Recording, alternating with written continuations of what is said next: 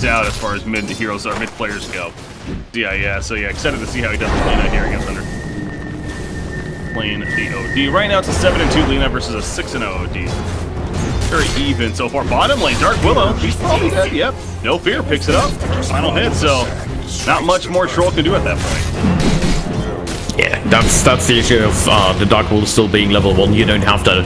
Obviously, vision will change that, but as far as if he happens to get there with no vision, then oh yeah, middle lane. Lena managing to be fine for now. The Curse Ground gonna proc though, going for the Laguna Blade to turn on OD. Not enough damage though, as he falls back, and so will the Dark Willow of the Shadow Realm. However, he's cut off by Sand King. Blank, so finishing the job and ultimately a turn there for Flight of the Moon. Middle. But they still have plenty of damage. But or not, Dragon Slave to open. Start running away. 7 charges on that wand currently. Well, that could come into play. Don't need rolling axis out for some missed chance, but there's just way too much man. It's the humiliation. Good run down there. Top lane. Meanwhile, Bramble Maze hitting initially on the Silent. He's now trying to juke and jive. Has the creative assist. Got the Entangle initially on Dark Willow. Coming out of that Shadow Realm. Not going to be enough damage though. Another Entangle. This one on Omni Knight now turning his attention to Dark Willow with no fear porting in. And a turn kill is real for Fly to the Moon. Well played there. Silent. Yeah, just straight turn. His first build, so no Hannah Midas here. Said Helm of the Dominator wants just the minion to work with and help push objectives, but I want to say it's not your usual build. I mean, maybe I'm missing something very recently here, but this is pretty unique build. Yeah, that's definitely not something you see very often. Ooh, Ice Stroke this time. No shield available. Finally. Radiant team gets on the board. And that's probably the best target to do it against outside of Lone Druid, of course.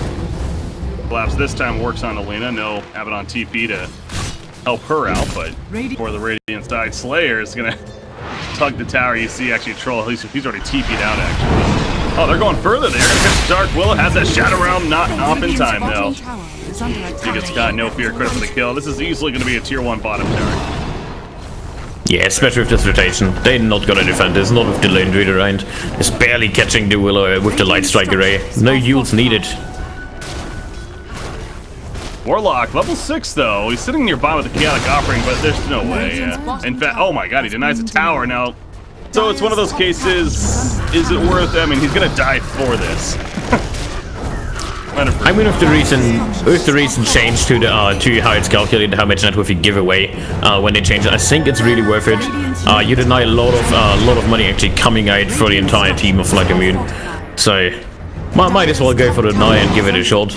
You could have been lucky, like maybe even get out of it. I thought there was also Lone Druid in play, so it was not an option. And we see more weird icons coming out for Silent. He has the Helm of the Dominator. He's now looking for Dragonlance plus a Maelstrom. Is it going to be the...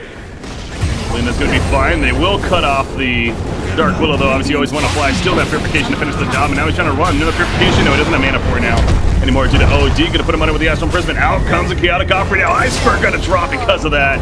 Ends up being a double kill there for OD. So very good run there from Vega Squadron as they get a couple of the range build on Lone Druid. And again, as I said, it's one of those cases. Middle lane, by the way, is Lena. She's going to be run at, and not much more she can do here to survive. Rubik's nearby, but yeah, they just literally ran at her with 4 heroes and with the Bramble Maze. Nowhere to go at that point, but going back to Lone Druid, going range with that Helm of the Dominator, as already mentioned. It's going to Maelstrom Dragonlance now. Apparently this is coming. And actually, it's bottom this time for response. Yeah, Sand King's going to come in. The Repel's put up on Troll at least. Nice terrorize on multiple heroes, banish in the backlines. From OD, does catch Abaddon, but Abaddon's not going to let that bother him too much. Running after them with the drums. Now Dark Willow, Shadow Realm, nice Pearl Strike on both though. On that thought, he still has a GA. They are going to lose the Warlock so far. As there's a heal up on Sand King. Borrowed time is popped here by Abaddon. The LSA connects. Out comes the GA, but with the Laguna Blade. Oh, he's going to put himself under. For now, and try to survive. The GA stolen by Rubik, by the way, using it in response. They're going to run down OD. Omni Knight puts on Repel, but was too much right click. A double kill for Iceberg. And yeah, you could just see Fly to the Moon with that response and how Lone Druid was running initially right there. That felt like I was going to set up, potentially like it did. Yeah, it's going to be really rapid damage from a distance in this game. And yeah, they will kill Roshan. Free right there. Meanwhile, Sankin goes down. Dark Willow gonna overcommit for this though. Can't get the terrorize up. Omni-Knight nearly living. Does live, but could have played.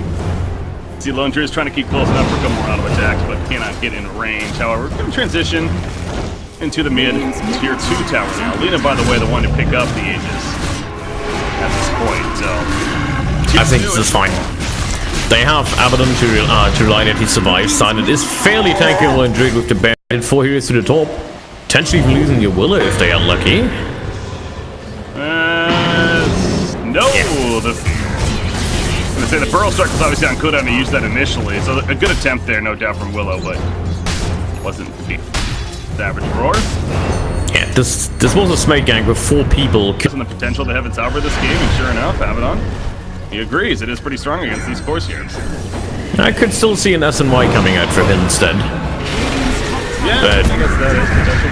Chaotic offering into his terrorize, by the way. This is a big chance here for the Radiant side to make some plays. Entity's Eclipse doesn't get kills initially. They will finish off Rubik, but here's the response now as Nangarada is just sitting on top of Troll Willie, getting him to fall back. GA is coming out from Omni-Knight, however, running down Lone Druid. Lone Druid's just out of distance. Oh, Fatal Bombs will take him down. Iceberg's gonna fall here, but the Aegis brings him right back up, but they lose the Lone Druid. It's gonna be Lina and Sand King versus the whole team still of the Radiant side. Curse Crown Epicenter being channeled up by No Fear. He's gonna go back in now.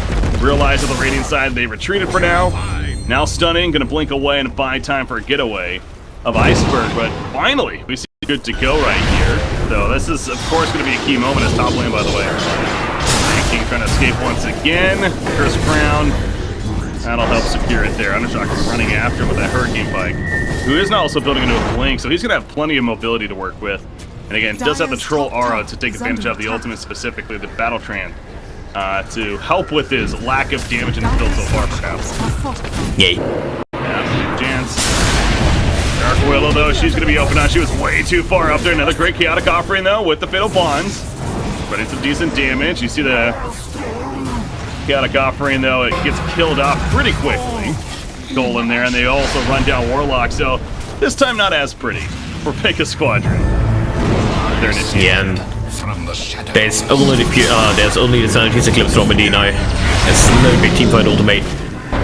OD Repel is lying to sit in the front lines, or is it though? Again, so much right click. Gonna play Nuke down on tonight. Pop the GA. Gonna keep alive just barely for the time, being able to force step away and survive for now. Dark Willow's up in 10 seconds. Again, Warlock obviously fought back. He doesn't have his offering though, so what is he really doing right here? There's that stolen GA yet again. Welcome to Rubik versus Omni-Knight.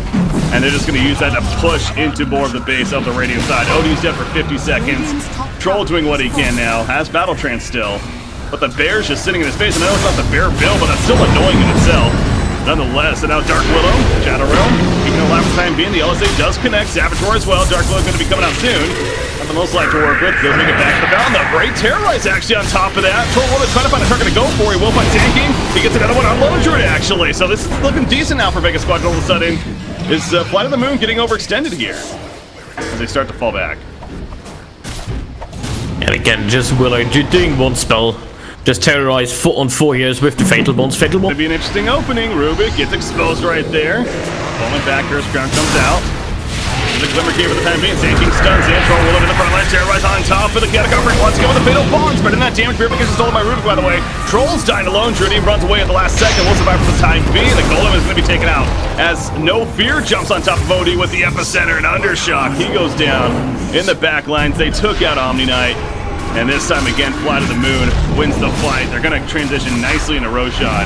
I mean, it looked pretty that time for Vega with the Terrorize Chaotic offering once again, but just not enough. Yeah, but they couldn't find the key targets with this. So everybody is fairly tanky. Ideally, they want to take like Sand King, Rubik, Lina out of the fight before they really snowball. After that was completed, with the BKB up on the Lina, there was just nothing you could do anymore after the Terrorize. Yeah, Sanity's Eclipse wasn't even dropped due to the having to reposition himself on the high ground, then running into the Sand King, just getting straight up annihilated by him. It just really feels like they're doing everything right on FlyToMoon here. Blink Dagger just purchased by Troll Warlord, so wants to be able to get in there and with that mobility, but this time now, defending the racks, very difficult task. The top also gonna fall, so FlyToMoon getting plenty out of this. Now again, falling back. Lina, 19 charges on the Bloodstone. She does have the Aegis, says great Hurricane Pike. Should secure this kill.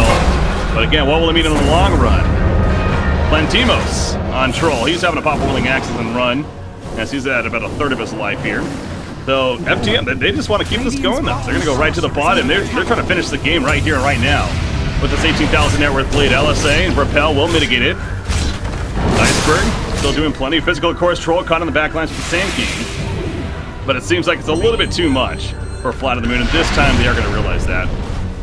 Back off. Put up on Troll, but again, he really can't do much with it. As the Bear, like I said, despite not going the Bear build, the Bear is still doing plenty. He's still a nuisance in those front lines. Maybe killed off here, but Lone Druid doesn't have another spawn for 20 seconds, but again, it's not the end of the world in this case. Doing so much damage himself anyway. So they're just going to easily take out the range racks for now, but Vega Squadron, it's one of those cases, those awkward moments of, I know it's not easy, but you gotta try to make a play right here. Here we go, Counter-Copper with the Terrorists. Only hit the one target though, Peek could be activated by Iceberg.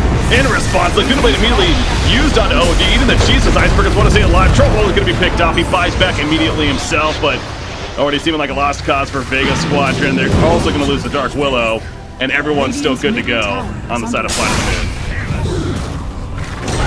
Stun as well. Now they say Omni Knight gonna be stunned in. FlyToMoon, he goes in, sitting on top of Lita, but there's that Quiver Cape with the mini saves once again. Sanity's Eclipse, still not enough, as GA does come out for the Radiant side. They're gonna keep a couple of their cores alive for the time being. Odie, though, eventually putting himself under, getting low, is gonna stay alive, however, but Troll with a dieback, and as expected, the GG well plays are gonna come here as this fight was taking place. So just too much to handle from FlyToMoon, and the whole range build of Lone Druid as well. That's definitely stood out this game too. Yeah, you called it early on. I was actually quite hesitant to believe it, but I felt like it